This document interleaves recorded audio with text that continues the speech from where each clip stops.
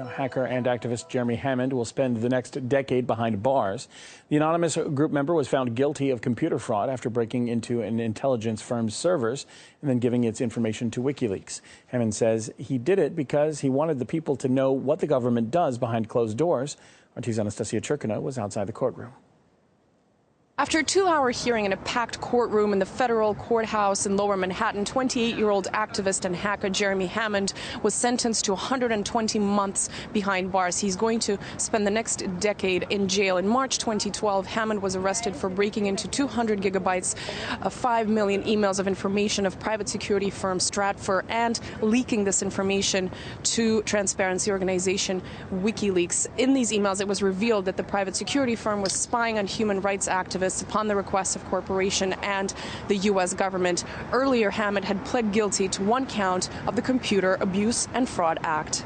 This was a classic case of whistleblowing where malfeasance and criminal activity by a private corporation on behalf of both corporations and the government was exposed. The government and the judge felt that the idea of causing mayhem or causing destruction was incompatible with Jeremy's stated political goals, and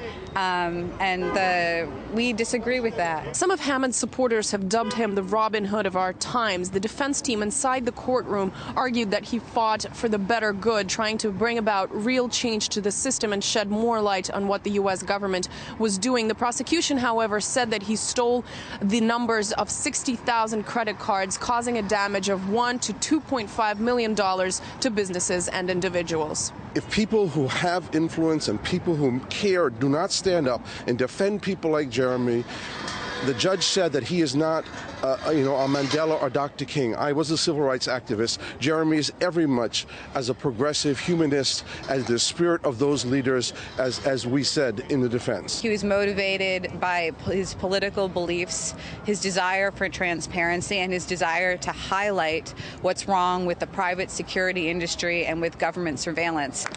A total of 265 letters from journalists, activists, human and constitutional rights groups were sent to the judge asking for Jeremy Hammond to be released. Also, 36 prominent freedom of information activists sent their request to the courthouse. However, the huge public support for Jeremy Hammond did not affect the judge's decision. Jeremy Hammond, Edward Snowden, Chelsea Manning, this is all one struggle, and we all need to rise up and let people know the truth. If we don't have Jeremy Hammonds, if we don't have Edward Snowdens, if we don't have Chelsea Mannings, Barrett Browns, we don't have a free press. This sentence comes on the heels of the NSA scandal, continuing the debate on what should and should not be kept secret in the U.S. and for how long the unprecedented war on whistleblowers will continue, as well as the war on freedom of information.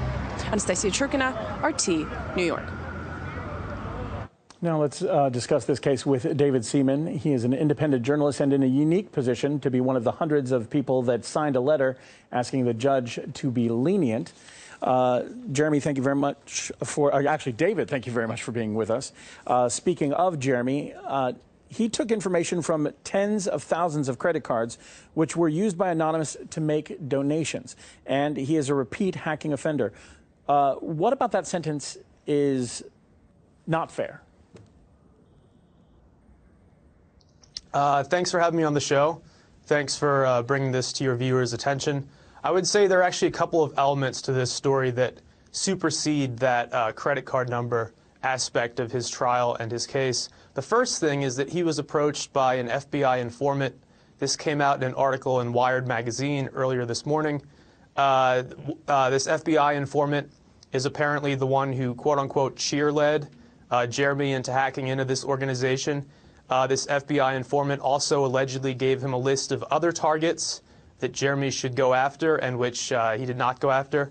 And once he received the information, he apparently downloaded it to an FBI-controlled server at the request of this FBI informant. So if this was basically an FBI operation, they should have probably sent him a paycheck instead of sending him to prison for the next 10 years. Just to put this into context for viewers, 10 years ago was 2003. So think about where you were and what you were doing in 2003, and then all the way up till today. That's how much time this 28-year-old is going to be spending behind bars. His life is over.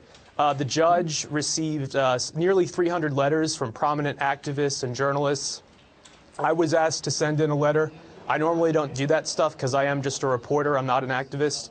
But in this case, I thought it was so egregious what they were doing to him that I did send in a letter, and I had some belief that the system would accommodate this and would take into account not only the 20 months that he's already served, but the fact that he was acting out of political conscience, the fact that what he leaked revealed a degree of wrongdoing that's in the public interest to know about.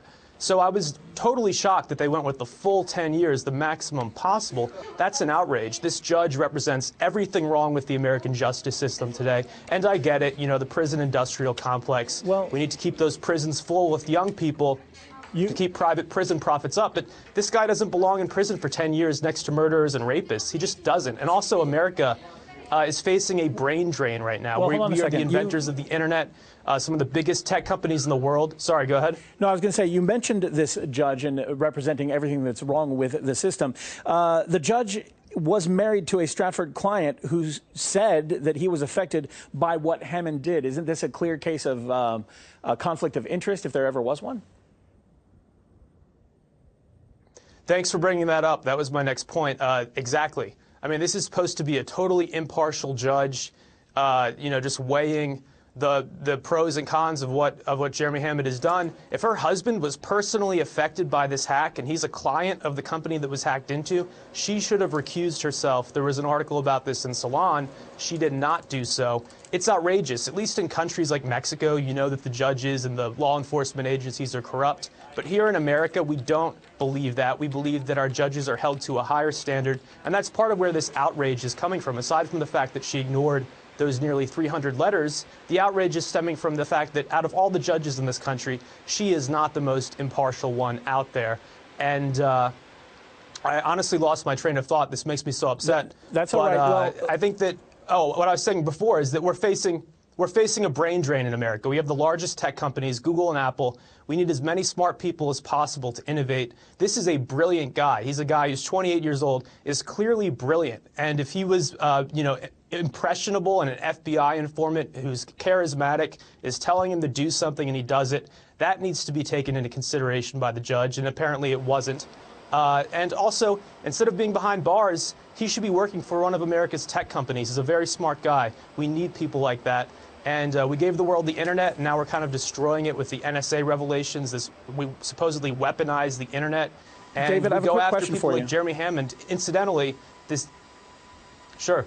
Well, yeah, the Obama administration has kind of gone after whistleblowers in an unprecedented fashion. Do you think that this case, as well as others, are going to discourage more people from stepping forward, or do you think that this is just all part of a crackdown and it will work? If you could answer in brief. I think that it definitely discourages some people, but I think that it also angers enough people that it might do the exact opposite of what the Obama administration is hoping for. And we saw the co-founder of Reddit, Aaron Swartz, another brilliant young guy, committed suicide when he was charged under the same outdated law, the CFAA, Computer Fraud and Abuse Act, which many in Congress want to get rid of because this thing was designed, it was written before the internet even existed. It's being abused by the government to silence innovative people and to intimidate them. We shouldn't be silencing guys like Jeremy Hammond. We should be giving them jobs. I mean, he's an innovator. Granted, he hacked into something, but at the behest of the government. All right. Appreciate your thoughts on the subject. It certainly is something that gets people riled up. Thank you for being with us, journalist David Seaman from Los Angeles, if I'm not mistaken. You're on RT.